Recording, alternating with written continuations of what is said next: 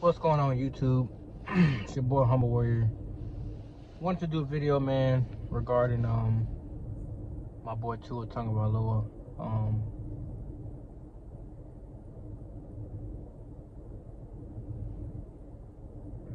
It seems to me that the media pundits and fans alike, they love to bury this kid. Like I said in my video yesterday, to me,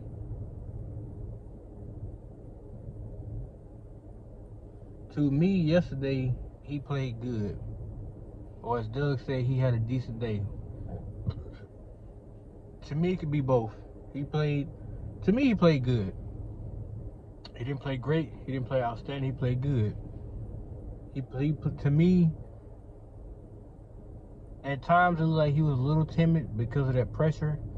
But other times he took command and he marched him downfield, made the throws he had to make. Did he make all the throws? No. Did he make some bad throws? Yes. Did he make some awkward throws, some off-timing throws? Yes. However, Tyreek Hill helped out by extending plays, by making the short passes into longer gains. So did Jalen Waddle. They both were there to basically help to make the offense stay on that field, to keep the chains moving and to keep drives alive longer. I think that the offense still is a work in progress. But allow me to say this about Tua. So people had this misconception from when he was in college and all the talent he had around him, and that hype that was created by fans and media. Not one time did this come from him. Never heard Tua brag on anything he did. He always gave the team credit. He always said that it was a team effort, and he never once put the onus on himself or saying, hey, this is about me and what I can do and blah blah blah. Just like yesterday in the media, when they literally asked him, so now that you're undefeated against Bill Belichick, his words were, this is a team win. It's not an individual accolade. Individual accolade is what he said. This is a team win, which means that I'm not taking credit for something that the entire team did. Did I play a part in it? Yes. Did I contribute to it? Yes. But it is not solely on me. Point blank, period. So why is it that people still come after him? He looks like garbage. He played like shit. He had a potential turnover-worthy play that was converted to a first down. The key word in there is potential. A potential turnover-worthy play that Tyreek Hill turned into a highlight converted first down. But there's no credit given to Tyreek. All the people say is he bailed him out or he saved him. Saved him from what? In football, you will commit turnovers. In football, you'll make dumb passes. Tom Brady made some the other night or last night. If you actually watch the game, he threw some dumbass balls. But people are not going to say anything about that. They're going to talk about Julio Jones' dominant performance and Leonard Fournette. And Tom Brady going to take the boatload of the credit in that win. But it seems to me that when it comes to Tua, it's always a bad session. It's never nothing positive that he can do.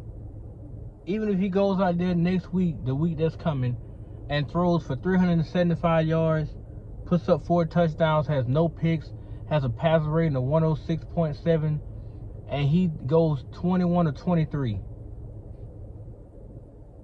People still gonna say, oh, but the 2 passes that he missed, Tyreek was open and he missed them, and then another one, Waddle had to bail him out and ended up dropping the pass or some dumb shit like that. Like, the kid just threw 375 yards, 4 touchdowns, no picks, and had another perfect rating game, and completed over 69% of his passes, like he did yesterday. And you still crucify him. This fan base to me is retarded. I've never seen a more judgmental fan base than the Miami Dolphins. It makes no sense. You drafted the kid in 2020. You were overly excited. A lot of people was overly amped up over what he can do. Hell, I was amped up. But then I came to the realization what's around him is not going to pan out so well because they cannot separate. If you've seen the games that he played in, they were not separating out people. He was throwing them open. He was throwing them open. He has to get acclimated to Tyreek. People still forget it's one game. He's not used to that kind of in-game speed with Tyreek. Tyreek is superhuman fast. But I guarantee in the coming weeks, he's going to be very used to Tyreek. He's going to start hitting him in stride just so he can get out there and do what he do. He's going to let Tyreek eat 99% of the time out there on that field. As soon as he sees him blur by, throw it, hit him in the chest, let him do the rest. Hit him in the chest, let him do the rest. And he certainly will do it.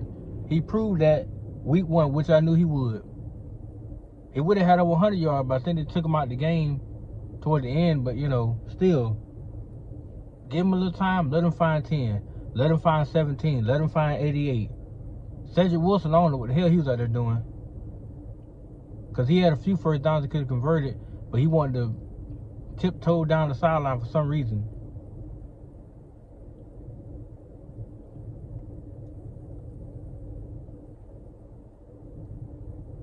But it's getting to a point, it's not making any sense. You beat him over the head when he commit turnovers. Then when he has a game where he don't commit nothing, but he throws this is his first week. This is his first game where he thrown, well, this is the first opening day game. Because the last year's didn't go that well. He didn't look that good. But did he have Tyreek Hill last year? No. He had Jalen Waddle, who's a rookie, who is getting acclimated to the speed of the NFL. You see Jalen Waddle much faster now, isn't he? So it's a developmental league.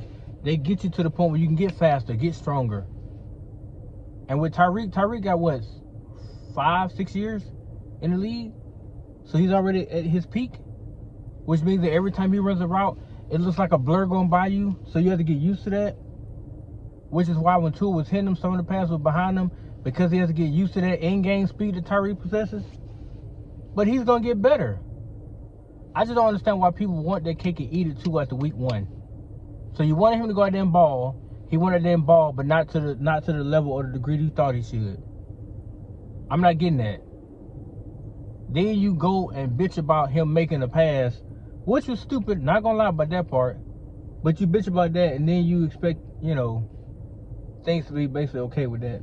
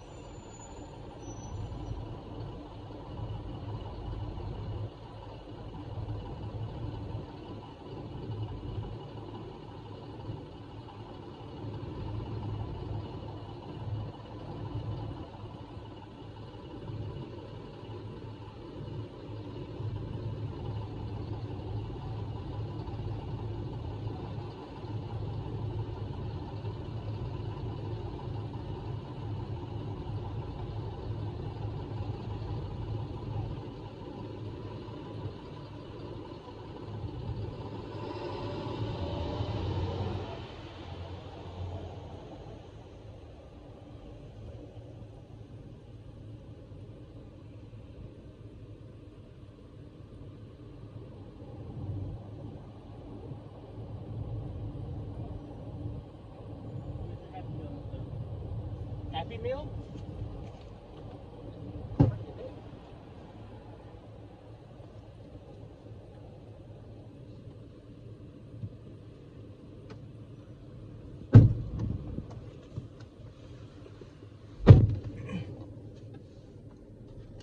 Yeah, sit down. Sit down with it. Sit down with it. Sit down with it. Will you sit down? Here, now hold it. All right, put your seatbelt on.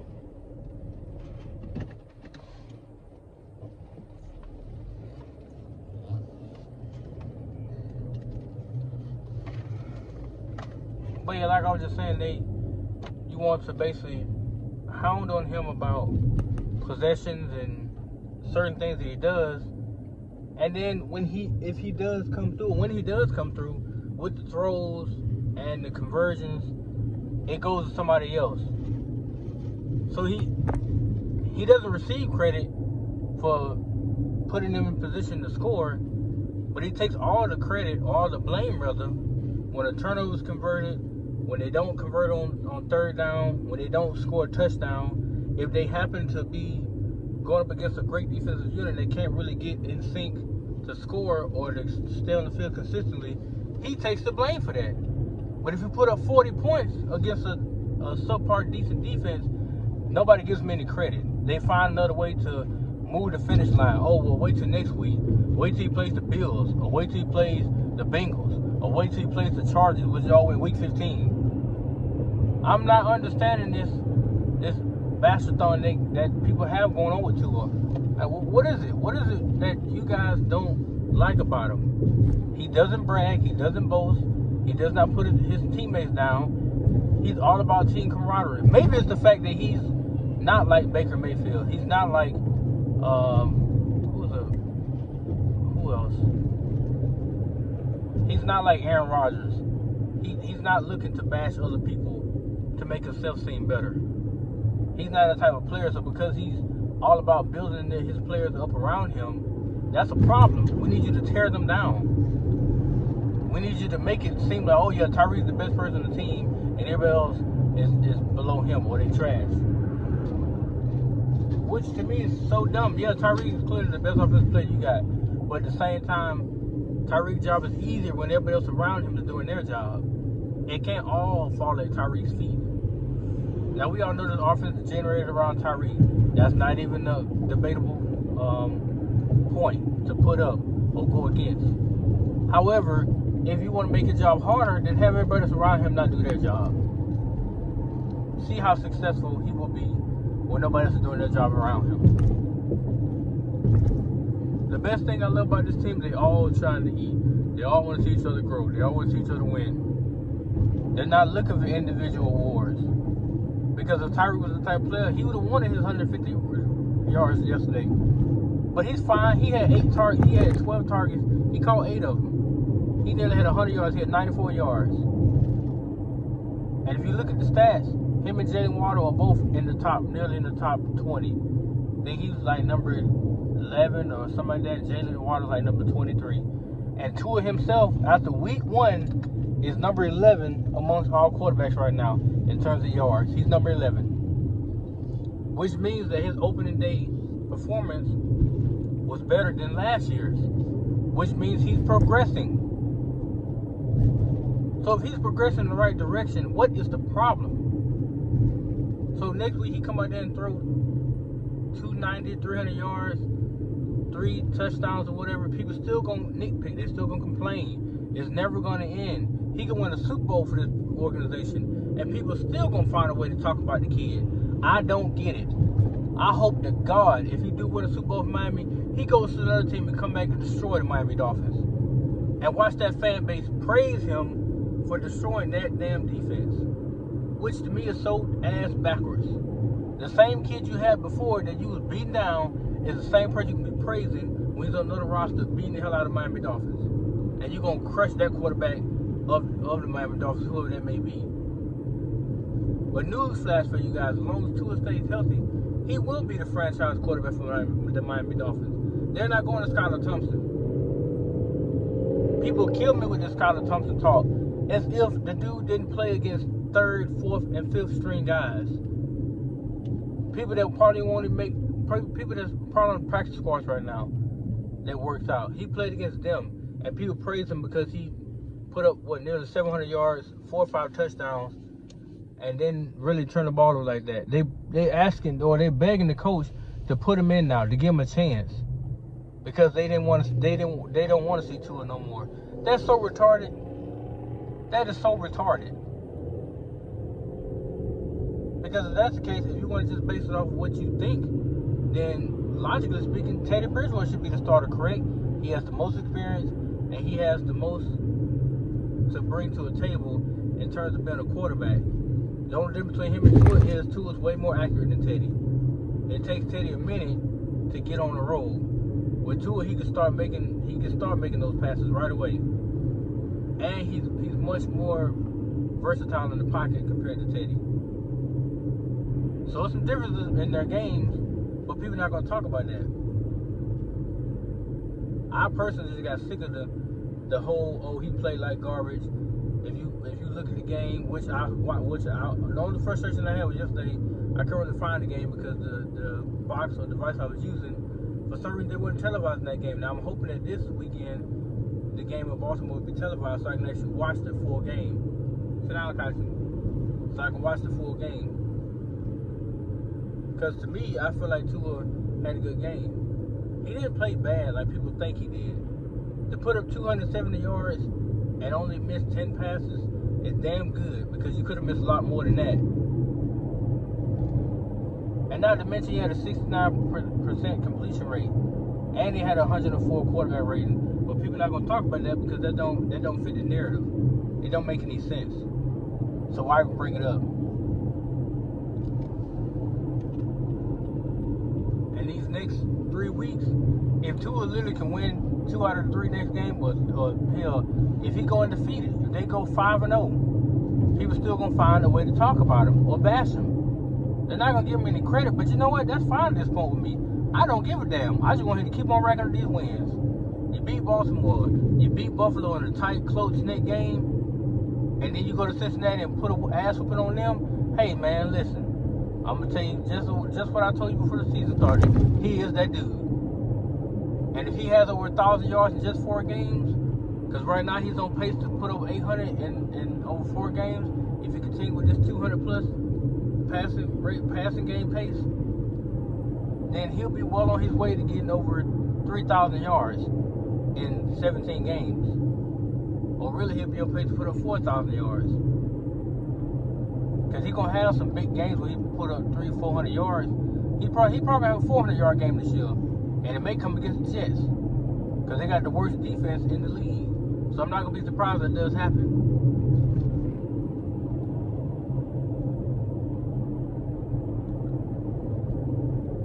But I think he's going to get better, and I think they're going to continue to win. That's my personal thoughts. Because I'm really getting sick of this stupid-ass narrative.